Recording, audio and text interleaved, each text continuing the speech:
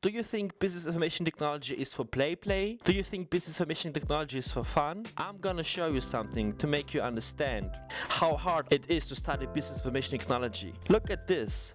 This is a bag of Arabian baklava, sweeties. Are you expecting there's sweeties inside? Do you know how much this weighs? This is like at least 4 kilograms full of notices.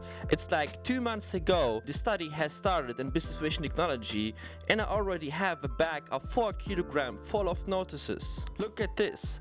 It's like notices for homework.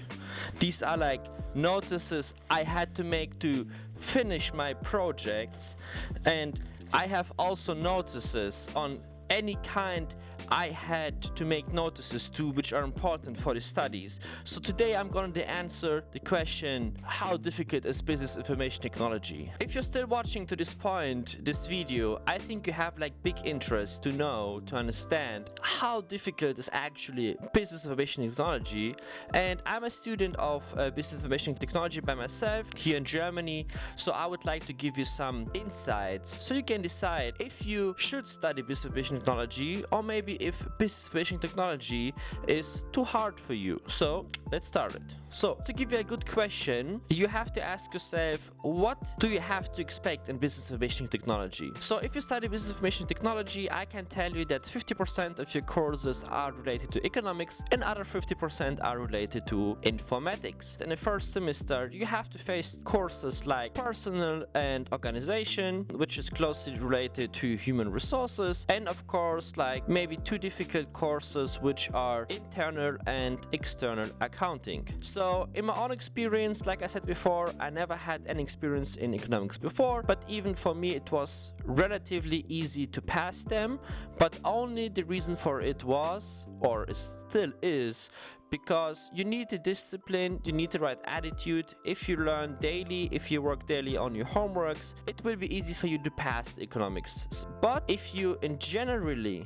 don't like economics, I'm not recommending you to study business information technology, because in most cases people who study business information technology, they have the interest to work in the future in fields, professions which are closely related to economics. So if you don't like economics and you say economics is boring, it is dry, you should definitely not study business information technology. But if you say, hey, I am open-minded to learn new topics, I think economics is interesting, like in my case, even with no experience, it would be relatively easy for you to pass. So what I have experienced yet in the first 2 semesters, I can tell you that the most difficult courses are always courses which are related to informatics, because like I said before, 50% of your courses are related to informatics. Most of the students who give up, and the most reasons why they give up, is closely related to informatics or mathematics. So what I try to tell you is that if you have the time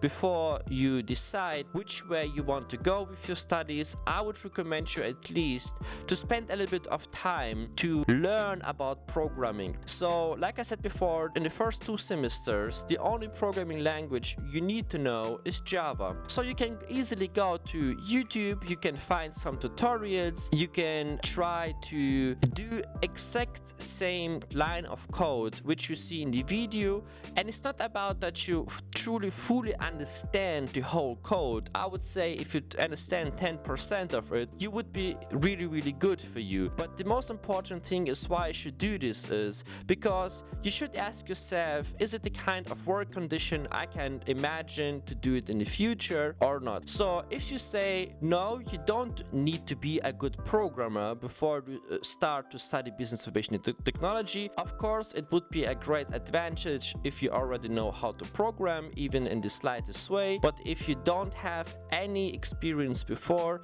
it doesn't mean that you can pass, because in my course there are also a few people who never have done anything with programming before, or nothing which was related to information technology, and they still pass those courses with excellence because they have the discipline, they know how they can teach themselves difficult topics, so that is the reason why they get great marks even if they don't have any experience before. And this is the type of conversation you have to make with yourself, and you should truly ask yourself, am I the person who has like great discipline? Am I the person who loves to work with a lot of stress, with a lot of pressure? Am I someone who don't give up easily? And if most of these questions are yes, and you feel confident to do this, then I think you have great chances to pass business information technology. But even I have passed, so you can too.